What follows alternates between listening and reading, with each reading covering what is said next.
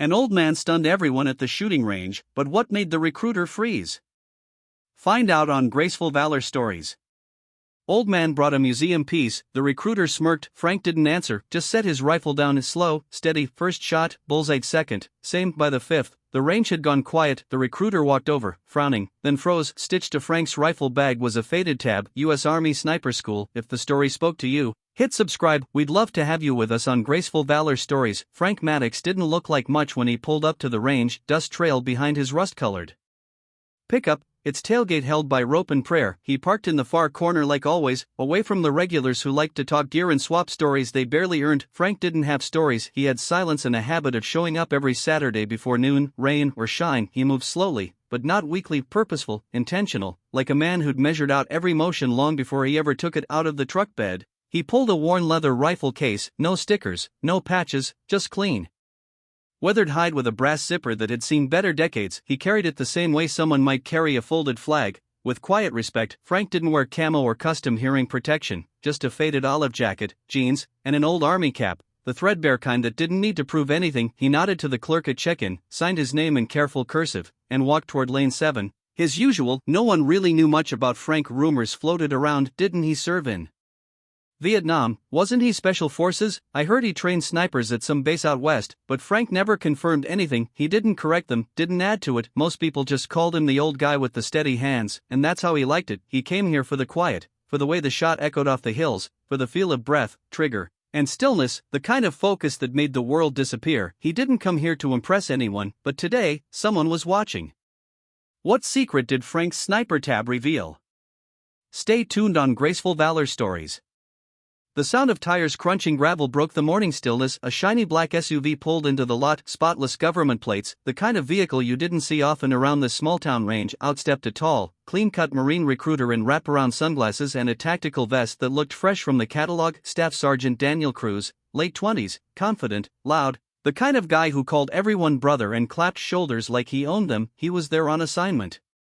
Outreach and visibility, the usual. His station commander told him this local range was full of patriotic types, good leads for enlistment. Cruz figured he'd show off a little, make some noise, and maybe hand out a few brochures between drills. He unloaded his gear like he was prepping for deployment, custom rifle case, extra mags, multicam gloves, and a GoPro strapped to his shoulder. Morning, folks, he called out with a sharp grin, let's make some freedom ring. A few of the younger shooters nodded or chuckled, then his eyes landed on Frank down at lane 7. Quietly loading his rifle like he'd done it 1,000 times. Cruz nudged a local beside him. Old-timer bringing that thing out here for nostalgia or what?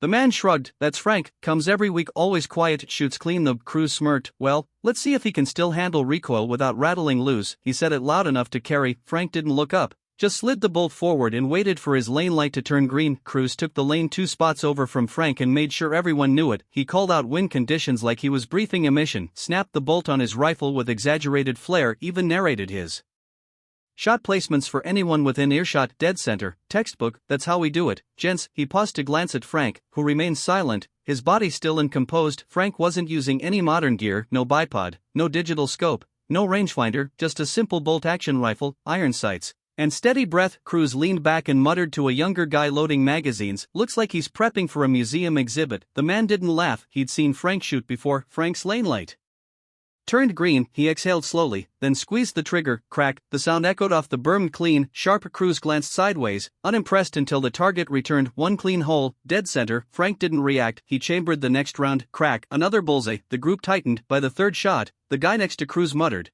you might want to stop talking. Cruz frowned. Frank kept going. 5 shots in total, no pause, no second guesses. When his target slid back down the range, it looked like someone had used a hole punch. Cruz took off his sunglasses, walked over slowly. You shoot like that on purpose, he said, forcing a smirk. Frank shrugged without looking. Only when I'm trying. There was no arrogance in his voice, no need to impress, just fact. Cruz glanced down at Frank's rifle, old but clean, then to the side of his worn range bag. Something stitched into the fabric, a small faded patch, U.S. Army Sniper School. Cruz's jaw tightened. Suddenly, it wasn't funny anymore. How did Frank's past change the recruiter's respect? Discover more on Graceful Valor Stories. Cruz stood there staring at the faded Sniper School patch stitched into the side of Frank's bag. It wasn't flashy, just old canvas, threadbare at the edges, but unmistakable. That insignia didn't come from surplus stores, it was earned. He cleared his throat. You go through Fort Benning? Frank didn't look up from wiping his rifle down a long time ago. Cruz took a step closer. Quieter now, sniper school's no joke. When did you serve? Frank paused for a moment, then replied evenly, 68 to 91. The recruiter blinked. Vietnam, 3 tours, Frank said, still focused on reassembling his bolt. Cruz glanced back at his own shooting lane, then at the perfect target Frank had just sent down range, the distance, the groupings, the iron sights. He was suddenly very aware of how much noise he'd made earlier. Frank zipped his rifle case slowly, the silence between them growing heavier. Cruz finally asked, why not say something? Frank gave a faint smile. Didn't think I needed to. The old man picked up his gear and turned to go. But Cruz wasn't done. Sir, he said, almost instinctively. What unit were you with? Frank stopped in the gravel, looked over his shoulder. 3rd Battalion, 75th Ranger Regiment, he said quietly. Attached to MSCVSOG for a while before most folks knew what that meant. Cruz's face changed completely. The arrogance was gone, replaced by something else, respect. He took a step back and gave a sharp nod. Not a salute, not here, not now, but close. Frank just tipped the brim of his cap, then he walked back to his truck, same steady pace as always. The rest of the range didn't say much. After that, some of them whispered, most just watched him go. The next time Frank showed up at the range, something was different. He didn't change, same dusty truck, same quiet walk, same worn rifle case slung over one shoulder, but the way people looked at him had shifted. They didn't stare, they watched. Cruz was already there, standing off to the side. No loud introductions this time, no chest-out speeches about ballistics or groupings. He nodded at Frank when he entered, small, respectful, and stepped aside without a word. Frank took lane 7 again, unrolled his cleaning cloth, laid out the rifle piece by piece like it was second nature. Cruz approached a group of younger men near the benches. New faces, some were local kids interested in the Corps, a few were just civilians trying to shoot straighter. Cruz pointed toward Frank softly, that man over there, he could outshoot most people I've ever met. Served with 3rd Battalion Rangers, MACVSOG back in the day. One of the young men blinked.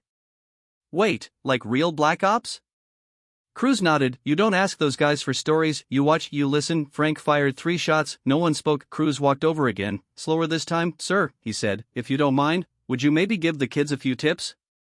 Frank looked at him for a long moment, then, with no ego, no theatrics, he stood and approached the group. Not much to it, he said gently, taking a stance. Breathe in, slow exhale, don't jank the trigger, coax it. He picked up a younger man's rifle, adjusted the stock slightly. Your shoulders up by half an inch, you'll pull left every time. They listened, every word. It wasn't the kind of teaching you got from manuals, it was calm, field-worn wisdom passed on like a quiet fire. No one called him old man anymore. By the time Frank packed up to leave, 3 people had asked if he'd be back next week. As he passed by Cruz's lane, the recruiter stood and nodded again, this time straighter, like a man addressing rank. Thank you, he said sincerely. Frank simply replied, just doing what someone once did for me, and he left without noise, without fanfare, but with more impact than any loud voice could carry. The following Saturday, the weather turned colder, gray clouds rolled overhead and the gravel at the range crunched with frost, but Cruz was already there before the gates opened early for the first time. No GoPro, no flashy vest, just a plain hoodie, clipboard under one arm, and a calm expression. He'd brought a group of local recruits, fresh faces, some nervous, some too eager, the kind he used to impress with swagger, but today he stood back and let them find their footing. When Frank arrived, a few of the recruits turned and straightened instinctively. Cruz walked over to greet him.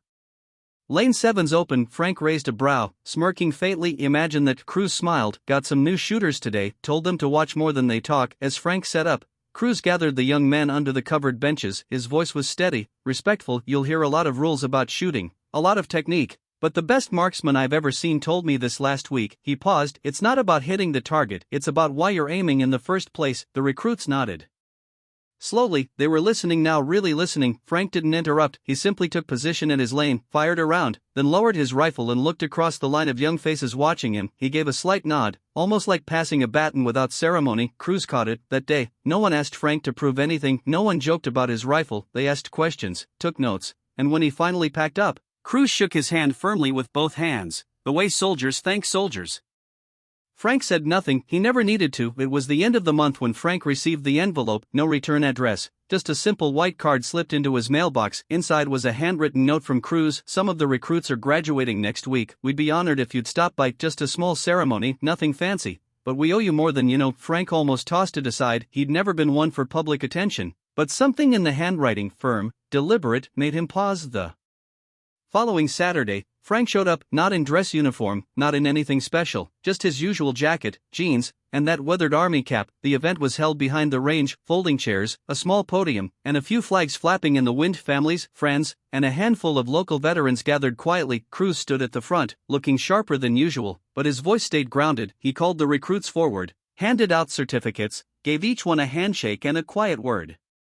But before dismissing them, he turned to the crowd. "There's one more person we'd like to thank," he said. "Someone who didn't ask to be noticed, didn't ask to be recognized, and didn't ask for anything in return." He looked to Frank. Everyone followed. "This man reminded us that legacy isn't about medals or titles, it's about humility, skill passed on with respect, and service that doesn't end when the uniform comes off." Frank's jaw tightened, but he said nothing. Cruz stepped forward and handed him a simple plaque, "With gratitude for your example, your quiet leadership, and your legacy." The recruits stood, every one of them, not out of formality, but because something in them knew they were in the presence of someone who had truly earned it. Frank didn't say a word, he just nodded once, and that said everything. Later that evening, Frank sat alone on the porch of his small house at the edge of town. The sun was low, brushing the horizon in soft orange and gold. His old rifle case leaned against the wall beside him, the sniper tab stitched to its side, barely catching the last light of day. He held the plaque on his lap, not to admire it, but to study the handwriting on the back. Cruz had added one line in pen, "Because of you, we aim with purpose." Frank leaned back in his chair, listening to the wind rustle through the trees. He didn't smile, not fully, but his eyes softened. He thought about the range, the silence between each shot, the way those young recruits had watched, not for a show, but for substance. He didn't need applause or titles or rank, he'd done his duty a long time ago. But something about passing it on quietly without noise felt just as important. Before heading inside, Frank reached for the old rifle case and slung it over his shoulder one more time. Some men leave behind medals, some leave behind stories. If this story moved you, let us know below. We read every comment, and if you haven't yet, hit subscribe. These quiet stories of honor and legacy deserve to be told and remembered on Graceful Valor Stories.